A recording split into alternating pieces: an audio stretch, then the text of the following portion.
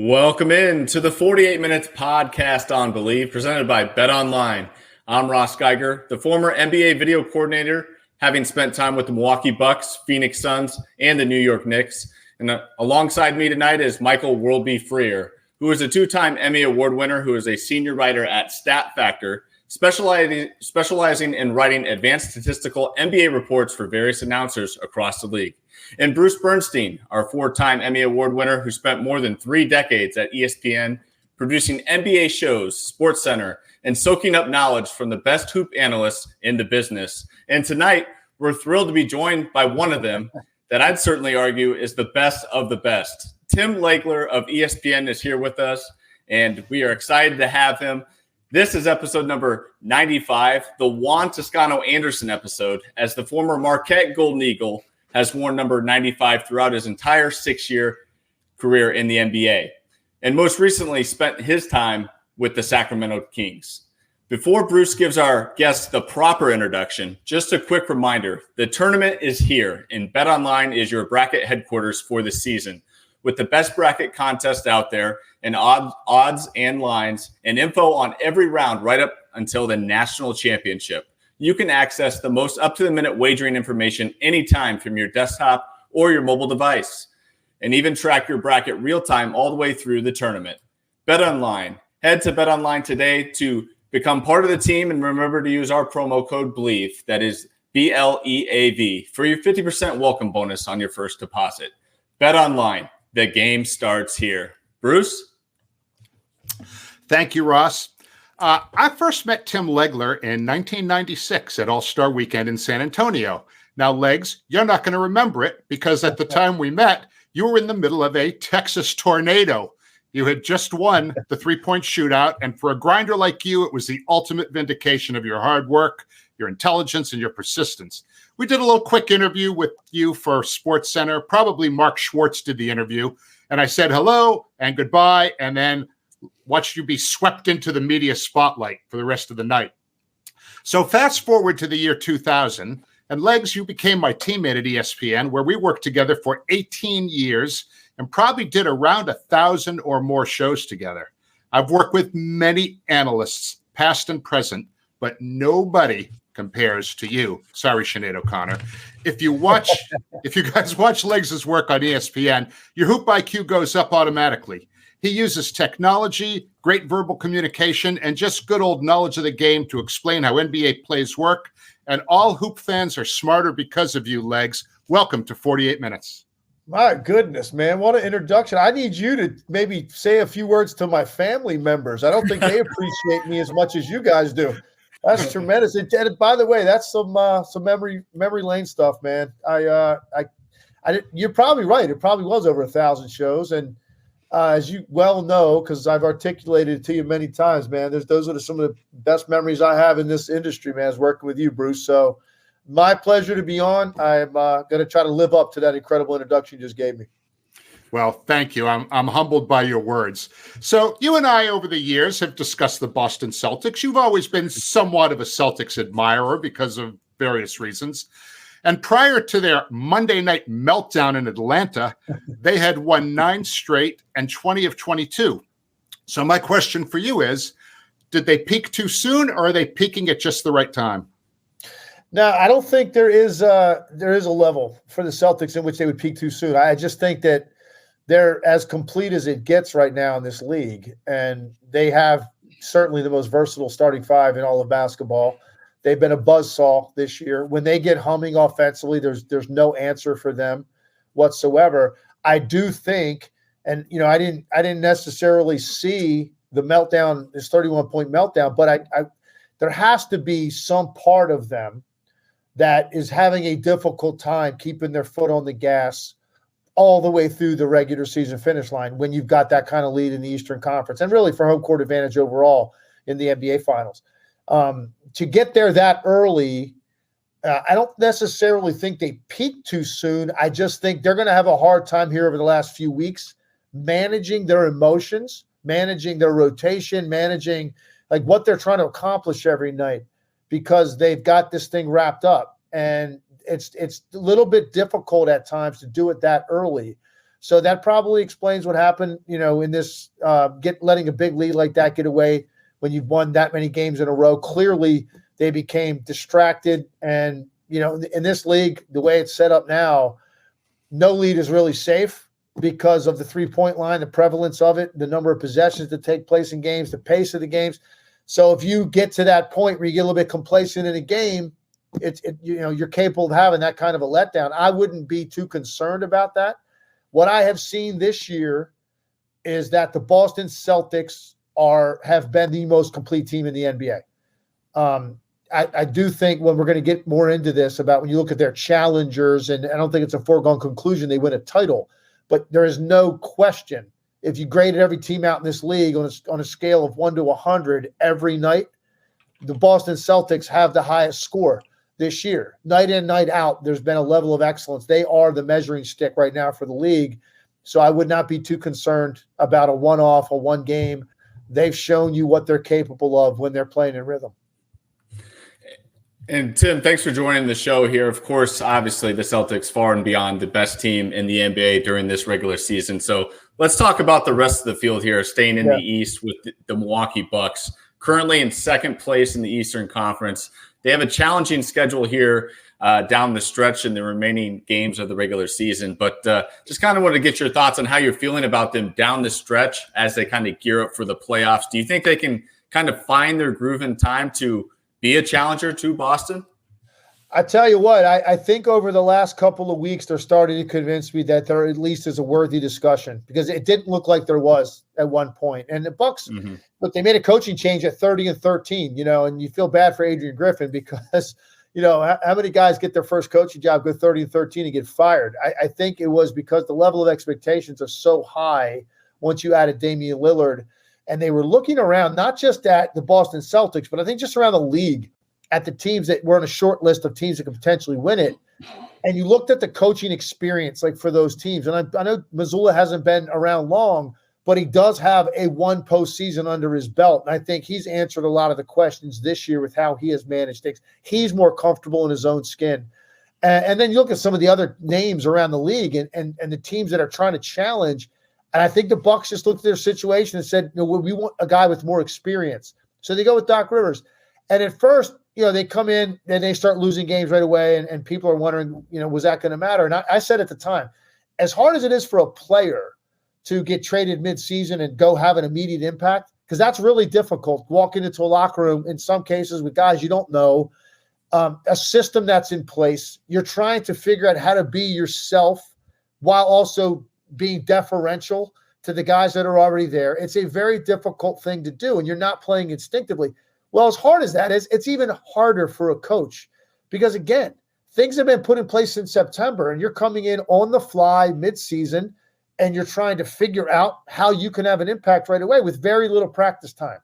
So I knew it was going to take time. And what I am seeing right now out of the Bucks, there's no question they're playing harder defensively. So is that Doc Rivers? Every guy should play as hard as they can every night defensively in a perfect world, but we know that's not the case. I think what Doc has been able to do is communicate with them in a certain way that he can make them accountable to him, to each other. And I think you're seeing now that team start to get more juice out of that end of the floor. And that's really what the big issue was most of the year. Offensively, they're going to be fine, even though I think Lillard still has probably 20% more that he can be better, because I think it's a weird situation for him for the first time in his life being on a team with a guy that's better than him. That's weird for Damian Lillard. He's not instinctively playing all the time. So that is still going to get better, but the defense was the big thing, and I'm starting to see it. And honestly, the performance they had against Oklahoma City on Monday night, I believe it was, or Sunday night, when they beat OKC and held them under 100 points, and the way that they did it, that was suffocating, man. That was impressive. The way that they physically attacked the team that's been as good offensively as any team in this league. And that, to me, was like the cherry on top for what I've seen for the last 2 weeks. So the short answer to your question is yes. I think the Milwaukee Bucks now are making this a worthy conversation that we're actually going to have a legitimate challenger to the Celtics in the East. Hey, Tim, when we go down from the Celtics and Bucks, it's really in the East, it's really a mixed group of teams, but one of them being the Knicks, who have injuries, have key injuries there, but managed to not only stay afloat but get even better. What are your impressions on them? They have third place as a potential to grab. Can they really get as high as second? Look, I think 2 or 3, you're going to be okay. The key is avoid 4, because you get 4, you get the Celtics in the second round. So it's the same thing in the Western Conference. I think any of those teams, and it's harder because you don't know where Denver's going to finish.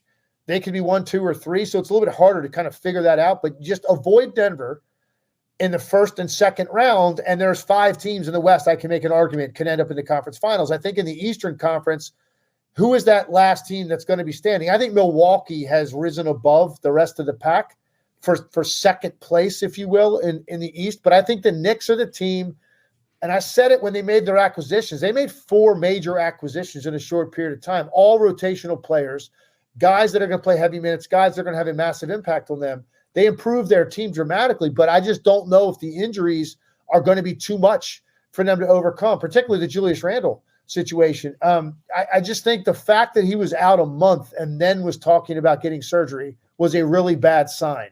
Normally by that point, you're starting to feel pretty good. You're close to coming back. You're going to go the route without surgery, or you make up your mind to get surgery, a week out of being hurt. They didn't do that. So I'm a little bit concerned what that's going to look like. Mitchell Robinson, the same thing. He's critical to them, although Hartenstein's been great. But Mitchell Robinson, to have another big body that's one of the best offensive rebounders in the league, rim protector, is big. And Anunoby's been in and out of the lineup. I think even Jalen Brunson looks a little bit banged up. And so I look at their team and I just go, you're not going to maybe see it this year because they're just not going to be physically right at any point. If they are, they might end up being the biggest challenge to the Celtics in the Eastern Conference because no team consistently plays harder than the New York Knicks. And you overcome a lot when you play that hard, but you also have to have all your weapons at your disposal. And they just don't right now. So your guess is as good as mine if we're going to see that. And I'll have a better answer for you. If you get 4 or 5 games under your belt going into the playoffs with all of those guys, I'll have a better idea if they can actually make a run, because just stay in that 3 spot or 2, either one. You get the Bucks in the second round, and if the Knicks are fully healthy, that's going to be a hell of a series. New York's coach, Tom Thibodeau, has gotten a bad rap over the years. People say, not without justification, that he rides his starters, makes them play too many minutes during the regular season, blah, blah, blah. And people that don't really watch this team closely might assume that these injuries are a result of overuse.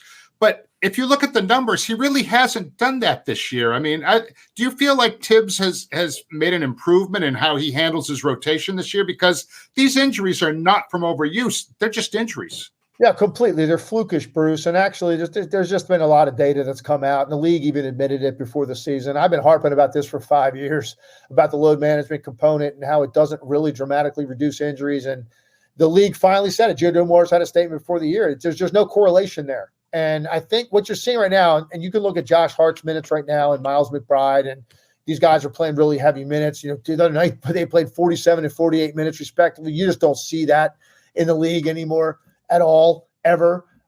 He's been forced to do it. And I don't think these are overuse injuries. They're flukish. So I think Tibbs has changed. And I got to spend some time with Tibbs. I've known him a long time. He came to ESPN as an analyst when he left the Bulls, and we got to spend some time. He did the postseason for us. We spent a lot of time watching games together and just talking.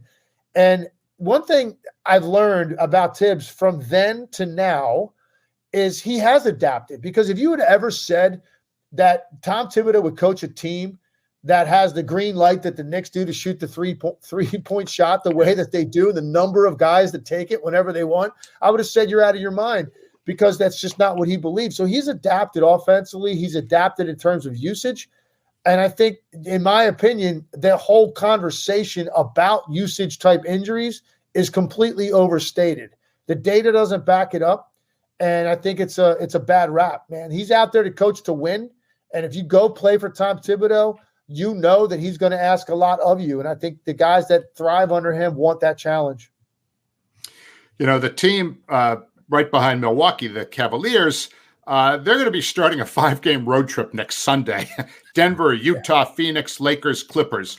And they have been without Donovan Mitchell, who's missed 22 out of the team's 71 games. They're 33-16 when he plays. They're 10-12 when he doesn't play. So my question for you is, are they headed for a hard fall and a first-round exit, or are they going to be able to pull themselves out of this tailspin and play to their potential? Well, I think they're in danger in the first round. They'll probably survive it. A lot of that's going to depend on where they finish with seeding, because there could be a big drop-off. You know, if you finish third, that 3-6, 2-7 could be a big difference on who you play. But I do think there's a problem there for the Cavs, even if he comes back, because he's such a high-usage offensive player. You don't just plug guys like that back in and find rhythm. I like the Cavs a lot earlier in the year because they have all three things I think you need to be great offensively. They've got multiple breakdown off the dribble type players with Mitchell, Garland, LeVert is in that category.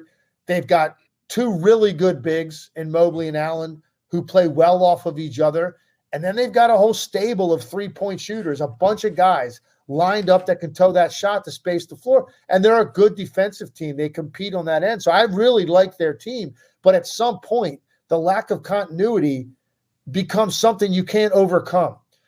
The one thing I will say, and this goes for Joel Embiid too, by the way, if he comes back, because they're kind of in the same boat. They missed so much time right before the playoffs start.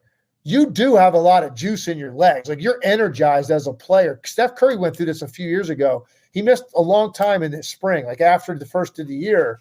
And when he came back for that late push in the postseason run, he felt like he was back in the first month of the season because he had so much energy. There's something to be said for that.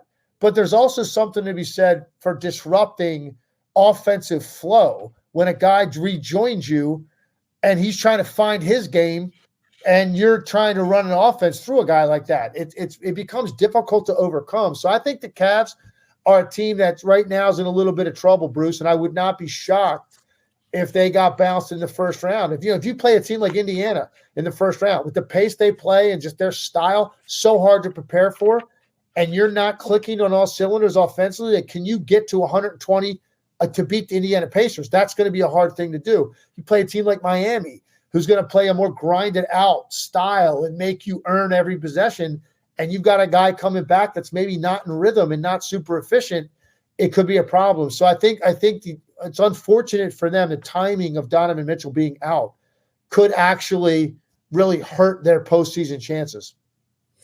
Now, Tim, around the topic of the reigning MVP in the NBA, Joel Embiid, of course, there is a lot of news on a daily basis with updates about his injury status, whether or not he may come back. Do you have any concerns just for his long-term health that they might be rushing this? Because obviously they're on a bit of a slide because he's been out. I mean, the record is night and day with him on the court and without him. But if you're a Philly fan or even just in Joel's camp, does it reach a certain point in time where it might not be in his best interest to come back this year? One thing I will say, and unfortunately, I've got a lot of experience with meniscal injuries. The one thing I'll say is, like, you go in and you take care of it, and when you come back and you start to recover from that and start to practice again and what they've put you through and the procedure and then what you do post-procedure to prepare yourself, and you're going to get to a point where you feel 100% normal. And if that's the case, no, you play him. I don't think that you worry about that. This isn't something like he pulled a hamstring and he took time off and he came back and you're like wondering, like, did he really put it through enough to find out if it's right, or a groin, right? So guys go through that kind of stuff and you're always wondering, like, at any point, is that going to go again because of the nature of the injury, right? This is a little bit different. It's very clear. You go in there and you have multiple options. You either remove some of their meniscus, you repair it, or in some cases, you just don't do anything and let it heal. And if that's the case, you usually let the guy take off the rest of the year and then we'll see you next year. The fact that they didn't do that and he surgically had it fixed, he's going to get to a point where he feels 100% fine. And if that's the case, you play him. I don't think there's any connection to there being then, a future injury based on that type of injury. I just don't think that's a factor. So What's going to be interesting is how much time does he have to get ready before he's thrown into the most intense basketball of the year? That's the question. Is it going to be 5 games, 2 games, 3 games? It does get to a point where you go, wow, he hasn't really, had enough time to find any sort of flow, because teams this time of year aren't practicing at all. So how does he find any sort of flow to get in and he'll impact it because he's massive. He's an incredible talent. He'll put up numbers, but will it be efficient numbers? That's the question. I will say this. If Joel Embiid comes back and plays and he's injected into a first-round series and they are anywhere from a 6 through an 8 seed, you talk about an X factor. That's the biggest X factor in the history of the first round of the playoffs. To insert a guy that good right before the playoffs start, when you didn't think you were going to have to face him, that's a fascinating topic, and I think we're all waiting to see what happens with that. Yeah, that would certainly spice things up. Now, taking a look here at the Western Conference, it seemed like we had a clear picture of what was going on with the playoff picture out west, and then all of a sudden, here come the Houston Rockets. After tonight, they're now winners of 9 straight games, beating the Blazers at home, finding themselves at 36-35. So my question to you, Tim, can they catch Golden State or the Lakers? They can. I will say this, and I don't have it in front of me. Maybe you could pull it up, but their schedule the rest of the way is pretty brutal. Mm-hmm. So that's maybe could be an impediment. Golden State's got a very easy schedule the rest of the way. That could play a factor. I also think they've got one more game. Golden State has the tiebreaker. They've won both games against the Rockets. They've got one more game. I think on April 4th, they play in Houston. If Golden State has a 1-game lead at that point, if they can hold them off until they get there, basically next week, the end of next week, if they can hold them off and win and they have the tiebreaker, you win that game, you're up 2 games. Really, it means 3 because you've got the tiebreaker with about 6 games left. They're going to hold them off. That might be, believe it or not, that's one of the biggest games on the NBA calendar year. Those 2 teams for a play-in spot because of what that could ultimately mean. It's the same thing happened to the Kings a year ago. They get the 3 seed and they had a great year. And you think, wow, what's our reward? Oh, we get to play the Warriors in the first round. Great. And stepped off to 50-point game 7 on them and sends them home in the first round. Nobody. I know the Warriors maybe aren't as dangerous as they were a year ago, or they've been certainly in recent memory. They're still dangerous. They still have Steph Curry. They still have a bunch of winners on that team, and that's the last thing you'd want to face. So that's a very interesting dynamic, and I think everybody should circle April 4th when those 2 teams play. It could come down to that. As far as sticking with the West, Tim, Denver so far since the All-Star break has really looked like they're getting ready for the playoffs, and they're, I don't want to say setting themselves apart from the rest of the conference because they're not there yet, but they're playing like a team that's ready to compete for another title. Is there another team out there in the West with I don't want to say a realistic chance because everybody does, but what's the next best team out there? What team can really challenge them in the West? I think there are 3 teams to really keep an eye on for me. And I think one of these 3 teams will end up playing the Denver Nuggets in the conference finals. I think it's either going to be Oklahoma City, Minnesota, or Dallas. Those are the 3 teams I'm looking at. Now for Minnesota, the Karl Anthony Towns injury could hurt that, but they do have one of the best backup bigs in the league. Naz Reid's been unbelievable playing in his absence. And in some ways, they're better defensively when Naz Reid plays. And he can play with Gobert. And, he showed that again last night. The way he played they're one of the few teams that plays two bigs. Naz Reid, because of his ability to shoot the 3 and his lateral quickness, defensively, he can do more things, switch out onto more players than Karl Anthony Towns. So in some areas, they're better. But not having Towns like that consistent 20-plus point guy you can throw the ball into in the post, get a quality shot anytime you want, that's a big loss. So we'll see what happens there. But their defense is so good that they're going to give themselves a chance every single night. The question I have about Minnesota is how they're going to close games, and are they ready to be efficient in the big spots? Is Anthony Edwards ready for that moment? That's what to watch for them. Oklahoma City's been unbelievable all year. They're just young, man. They're 25 and under, all 5 starters. And they haven't been through this. They've got almost no playoff experience collectively. to make the progression from not really doing anything at all in the postseason to like win a couple of rounds and play the Nuggets in the conference, in that Western Conference, I don't know that that's realistic. Reason I put them in this category with the three teams is because they've been so good all year. You can't dismiss it. They're one of only three teams, I think, in the league, top 5, offensive rating, defensive rating. So they're complete in the way that they do it. And they've got a superstar offensive talent to build around in Shai Gilgeous-Alexander. So they have to be included in the mix. And then the last team is Dallas. And depending on where Dallas finishes, and if they can like avoid the play-in and avoid Denver until that part of the bracket gets them to the conference finals, not going to be shocked if Dallas is the team that's the last one standing against the Nuggets. I love their acquisitions. What they did with Gafford, PJ Washington, I think they had major upgrades. Luka and Kyrie look like they're finding their chemistry together at a higher level than they did last year. And here's a key stat.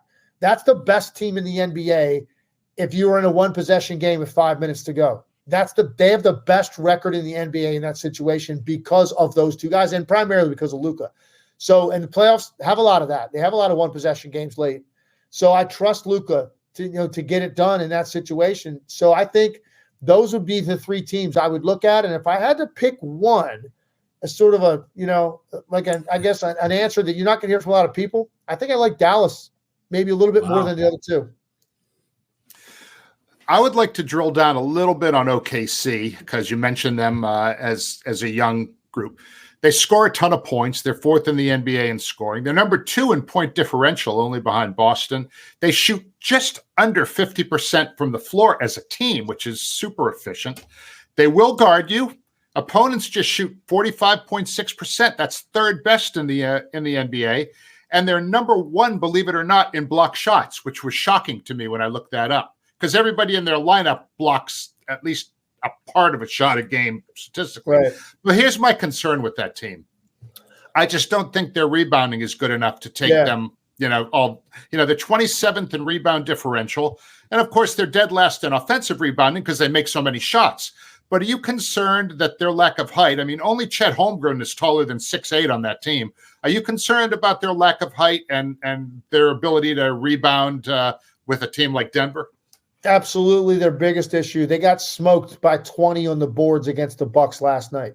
That was a massive difference in the game. Now, Oklahoma City didn't play one of their better offensive games, but if you really watch it, and I watched the entire game live, then I watched the whole first half again the next day because I wanted to see why were they so off offensively. And Milwaukee was so good defensively in that game, and then they got 15 offensive rebounds against them, and that's a pattern when they struggle.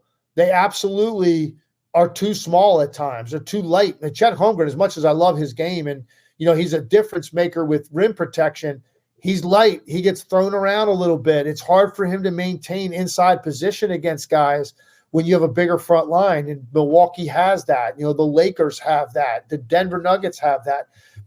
Minnesota has that. It's a problem for them. So there's no question. That's a valid point.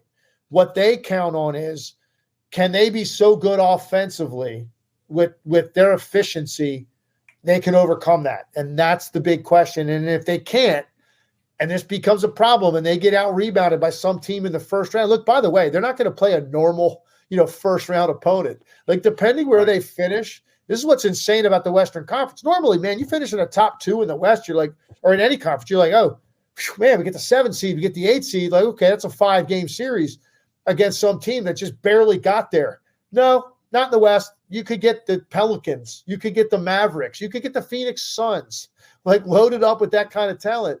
So they could lose in the first round. And if they lose in a way where they're physically thrown around on the glass, it's going to absolutely change their approach on what they need to add to their team. So I think if there's one thing you look at, that would be it. The other concern I have a little bit about them, they don't shoot a lot of threes, but they shoot a high percentage. So they don't take as many as a lot of these teams, like certainly not as many as Boston or teams like Milwaukee. They don't do that. They're in like the low to mid 30s in attempts, which is a low number by today's standards. I do worry about guys like Giddey and Dort, like who are 2 starters for them. Giddey has really struggled all year to shoot the 3. Dort shot it pretty good, but is he going to do that in the pressure of the playoffs when teams load up on Shai and they find a way to put enough traffic in front of him to slow him down a little bit, and there's more shots to be had on the perimeter that have to be made, is that going to be good enough? Those two guys getting those shots. So there's two questions about Oklahoma City. And I've had those questions all year, Bruce, and they keep winning games. So that's why I say, you know what, man, maybe we just need to keep them in the mix and keep talking about them, because what they're doing is working. But I do think at some point they're going to run into something that's a little bit too much for them.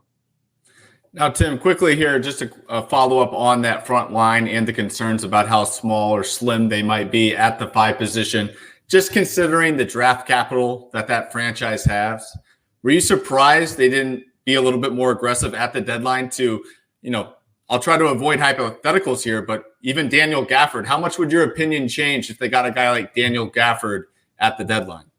Yeah, that would have been huge. Honestly, it would have been huge. And look, they thought about it. And even remember at one point they were talking about Lauri Markkanen when Utah was really struggling, and Markkanen's name came up. And I was like, man, I would love to see that. And he's not maybe the most physical guy, but you're talking about an accomplished scorer, and he's a good rebounder at his position, and he's tough. That would have been a great addition. But Gafford, yeah, he's a difference maker, man. And do you guys realize that since the beginning of March, the two-headed monster of Daniel Gafford and Derek Lively are shooting 82% from the field. 82%. Yeah. That's what they're combining for an average night. And they play 40 minutes a night. So they basically play, the minutes of a starting center for the most part. So it's one center. I basically consider them as one player, the two of them, because they don't ever play together. They're averaging like 24 in the month of March, like 24 and 12 on 82% shooting with 3 blocks. Sign me up for that if that's my center production. Gafford was the one guy that stood out to me on a horrible Washington team that was almost unwatchable when I would have to watch them. I would always watch Gafford and say, man, he plays the same way every night. Same level of effort, intensity, energy, no matter what the score is, no matter what the team's circumstances are. And that always stood out to me. And that's why Dallas targeted him. They needed that. They added it. So you're right. That would have been something to see. But I just think they were having so much success in Oklahoma City. They didn't want to make a mistake, so they're being almost overly conservative. If they lose in the first round, watch some of that draft capital be utilized over the summer or certainly before the trading deadline next year. Legs up. I want to congratulate you because the Washington Wizards, one of your teams, won their 3rd straight game tonight. So they're making their push to screw up their position in the draft lottery by winning games when they haven't won anything all season. Your thoughts about the old Wiz squad? Yeah, listen, Bruce, it's not quite the same, man, when you're a pro. That's not my alma mater. You know what I mean? It's not like when LaSalle made their Sweet 16 run, a number of years ago. And everybody was talking about LaSalle, and brought me back to the glory days when, when I was playing there, they go to the tournament almost every year. You don't quite feel that way about the Wiz. I'll say this. I watched the Wizards earlier this year. I had to watch the Cavaliers on a particular night because I was doing a breakdown on them the next day. I don't know how long ago this was. It had to be a month ago or more. And I was watching the game to watch the Cavs, but you're obviously watching the Wizards too. And I was pretty depressed, actually, thinking about the state of the organization, man. I don't know that honestly, look, the Pistons went through a nightmare beginning of the year with that losing streak, and I felt terrible for those guys and the embarrassment associated with that. And I love Monty and everything else. But I actually felt like the Wizards were in a worse spot because at least the Pistons have a guy in Cade Cunningham who looks like he can be a franchise level point guard, right? You've got a couple other young pieces. There's really not a lot of that in Washington in terms of future hope. The Spurs, 15 wins right now? They've got Victor Wembanyama. It's going to be okay. If you're losing that many games, the Sixers, when they went through it, they had Joel Embiid sitting there waiting to play. You have to have something like that if you're going to go through this kind of season. And unfortunately, the Wizards don't really have that on the horizon. So it's not good times, man, in Washington for sure. Wait. What about Jordan Poole, man? There we go. Yeah. I saw it wasn't, I don't know if it was that night, but it was around that time. I saw Jordan Poole one night foul out without making a field goal. That's a very difficult thing to accomplish, Bruce. That's a very hard thing to do. All right. And I played with some hacks that wouldn't have been able to commit 6 fouls without getting a shot up. I'm going to tell you that right now to go in for him. So, yeah, Jordan Poole, I think he's enjoying more than anything else. He's enjoying the direct deposit every 2 weeks. Nice. Hey Tim, this might be a record on this show for questions about Washington, but I have a real quick one about what are your thoughts? I know you just mentioned about not being too attached to them when you're in the pros. What are your thoughts on them moving out of DC into Virginia? The impending decision. Here's what I will tell you. When I was playing there, I was a Bullet and a Wizard. 2 years as a Bullet. We were out in Landover, Maryland. And it definitely had more of like a hometown feel to it. I just felt like when they went downtown, my last 2 years there, and then certainly ever since, you're talking like 1997 or 98, whenever they went down there, it didn't feel the same when they went downtown to DC. It just didn't. It felt very corporate. It did not feel like you had this emotionally invested fan base that you had out in the burbs. So I think maybe getting out from that area might be the best thing for them.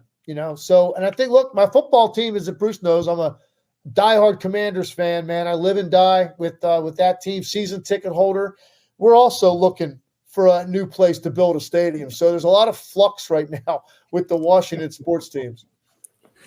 All right, Tim, enough about the Wizards. We're going to move on here and talk some playoff basketball with you.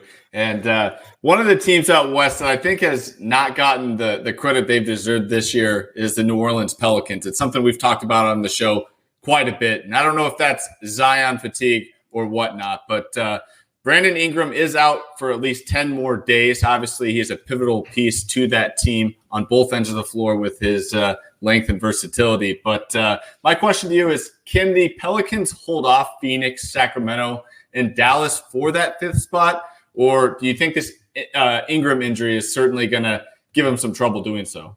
It's going to hurt them. And they're so tightly bunched together that actually could be the swing and the difference in them dropping a spot or two.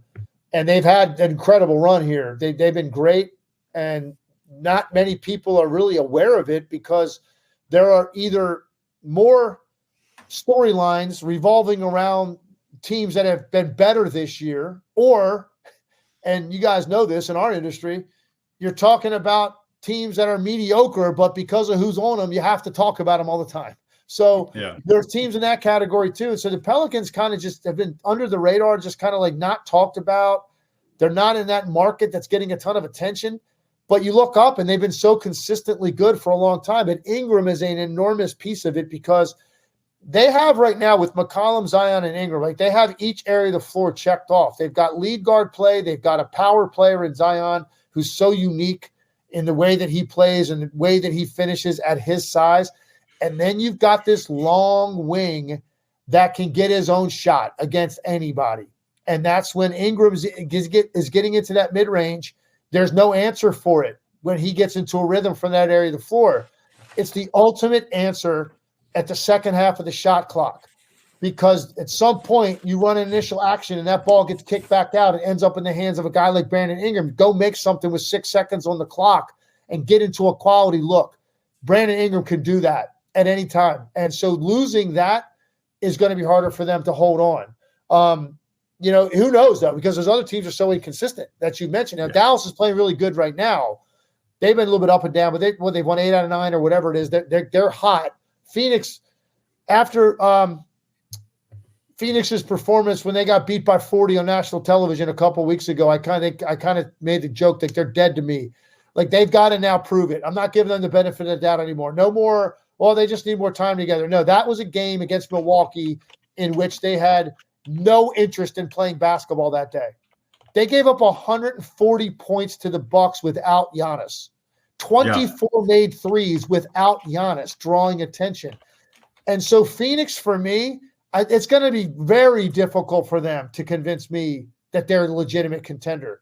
They're so wildly inconsistent, I wouldn't worry so much about them. Dallas is hot. That might be harder for them. And Sacramento's been really good too. I just think people now doubt them because of the year they had last year and they went out in the first round. I just don't think people take them as seriously as they did. They're not like this great story anymore because it's almost the exact same team. They ran it back with the same group. at almost the same level of success, but the West looks a lot different. So people aren't treating them as much of a threat as they were a year ago. Now, Tim, I didn't want to cut you off there, but I do have some breaking news for you regarding the Phoenix Suns. Well-timed statement by you. They lost in San Antonio tonight in a game where Wemby did not play. So my goodness. So wait a second now. I didn't see this box score. Did everybody for Phoenix play? Yes. They had Kevin Durant. They had Devin Booker. Brad Beal played. Durant had 29 points. All right, that's it. I'm officially lobbying the league. I want the league to contract by one team. I want Phoenix out of the league. I'm going to go with 29 teams the rest of the way. You cannot lose to the San Antonio Spurs, period, even with Wemby, with two Wembys.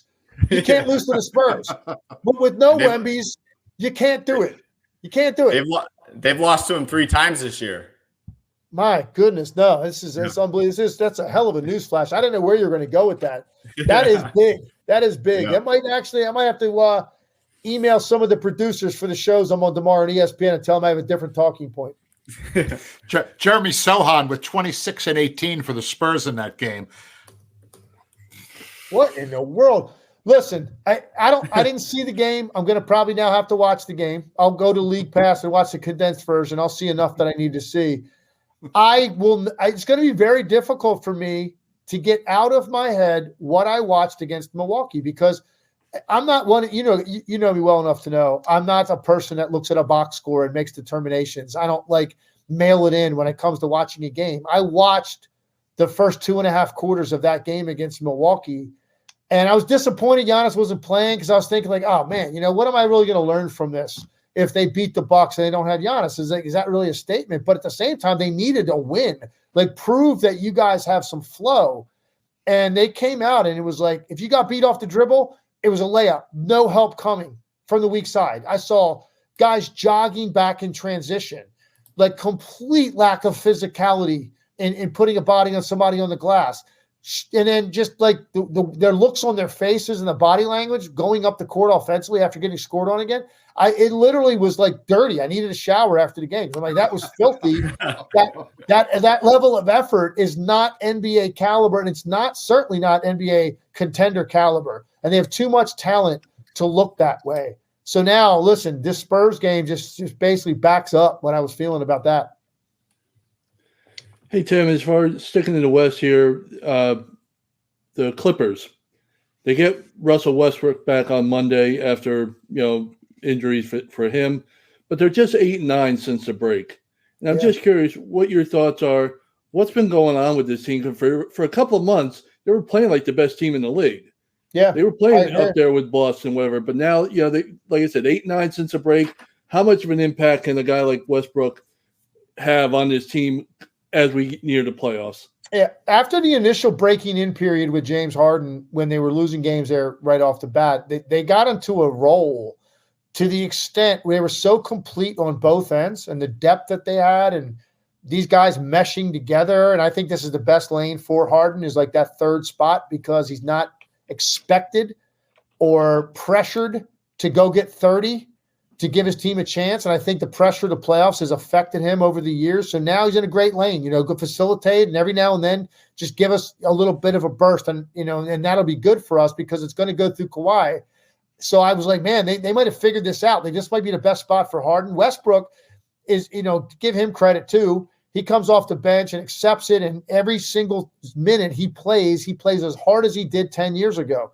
And it doesn't always look pretty, man. Sometimes, I always joke around, if Westbrook's playing on a given night, he's probably going to have the worst, at some point, the worst shot attempt of the night, and he's going to have the worst turnover of the night.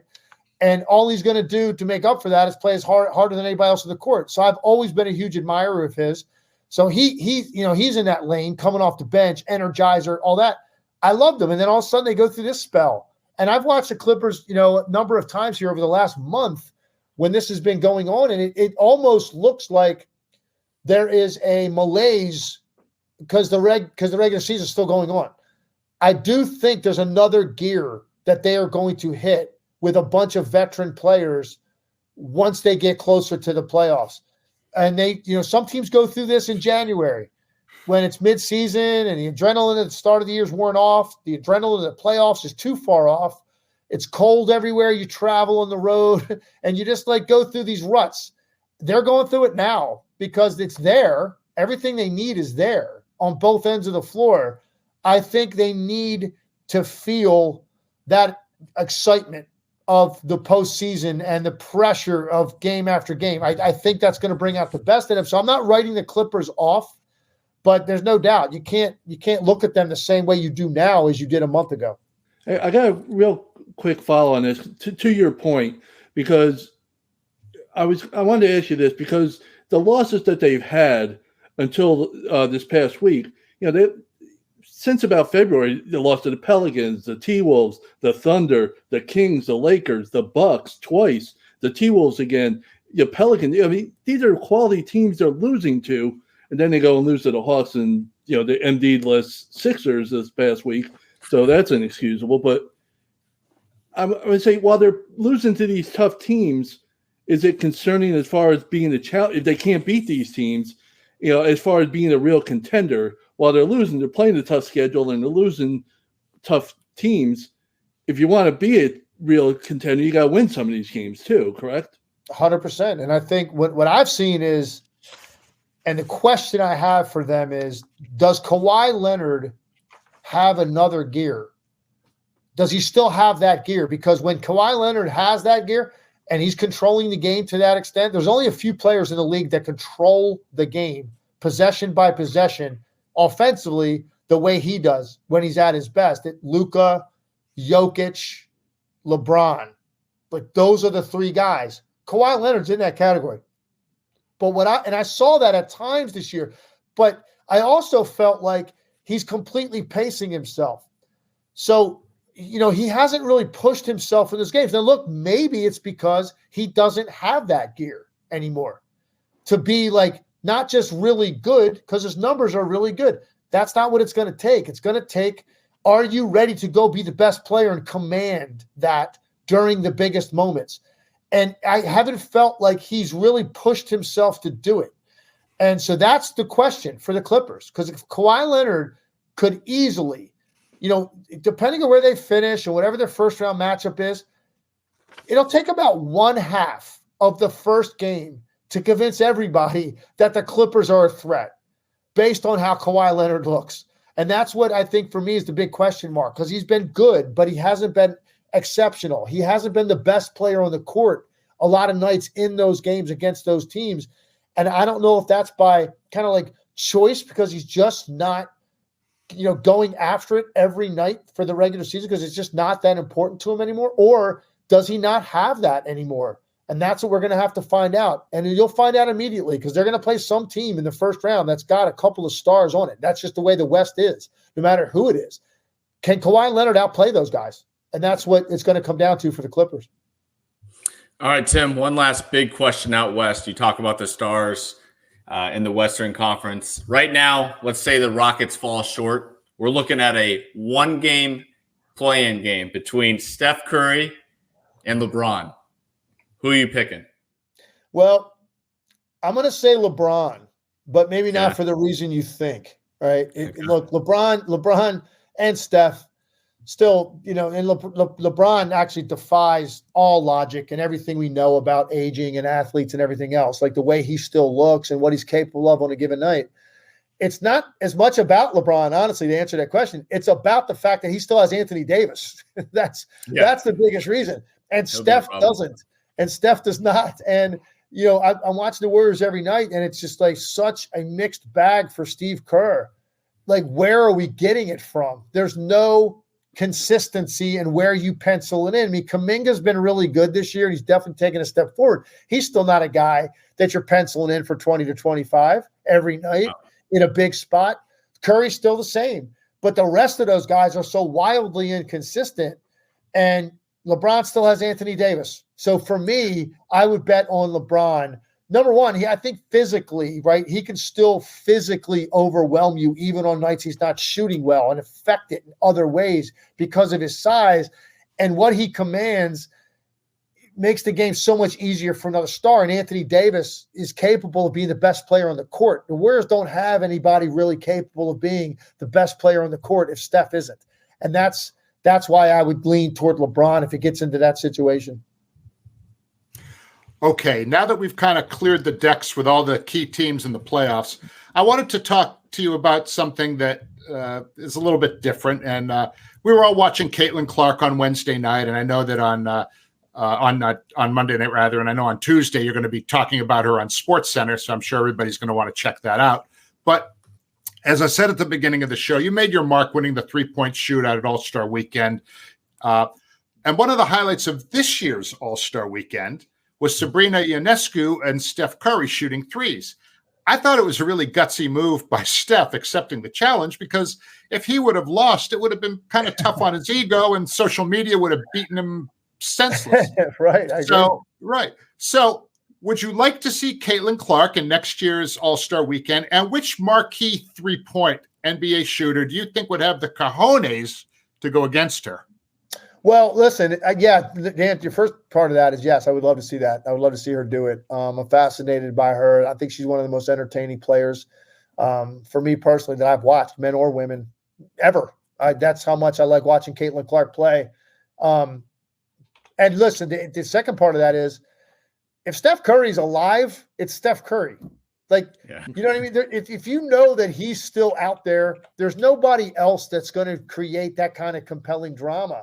So let's get Curry. Or maybe we get Sabrina and Caitlin against the Splash Brothers. Right? Something like that, right? Because that's the greatest shooting combo of all time. Well, let's see how maybe two of the greatest shooting women's players of all time would fare against those guys. So, and I think next time, look, Sabrina put on a show. I was so impressed with what she did, because she was missing warming up, and then she came out and drained her first 5 shots. And I was like blown away, because she was not making shots. And maybe she was like sandbagging it. I don't know. But she was missing right before it started, her last warm-ups. And then she, boom, 5 in a row to start off. And I was so impressed by it. But I wonder if next time she will accept the challenge of shooting from the line that she shoots from in her games. I'm just wondering if she would do that, because, hey, she might have easily beaten Steph that night if that's the case. Now, Tim, one follow-up there with college basketball. Of course, I'm assuming you filled out a bracket. I'd like to know who you have winning it all this year. And so far, throughout the men's tournament, who have you been most impressed with as far as teams are concerned? Connecticut's the most impressive team out there, and I think the only reason I didn't pick Connecticut to win it is because, what fun is that when everybody else is picking Connecticut, right? So that's just kind of the way my mind works. So I actually have Houston, and I've seen Houston quite a bit. And I think they and Connecticut can do this too, but Houston can win games on nights when they don't make a shot because of how good they are defensively, how tenacious they are, the senior leadership. 4 of their top 5 scorers are seniors. They got senior backcourt that's been through everything that you trust to make those kind of winning plays. So I have Houston winning it all, but I think Connecticut is the most complete team out there. Fair enough. Well, before we close out the show, we like to give a one-liner or a parting shot. Bruce, I'll let you start us off here and get things going.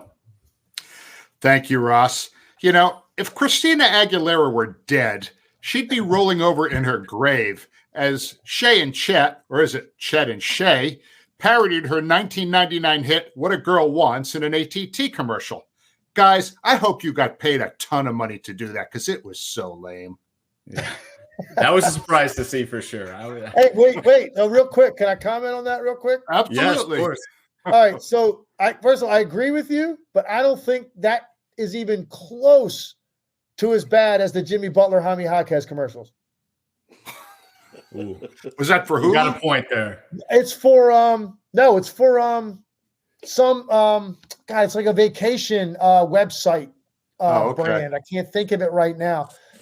Hotels.com or something. I don't, but and it's just the dialogue is so bad, it's cringeworthy.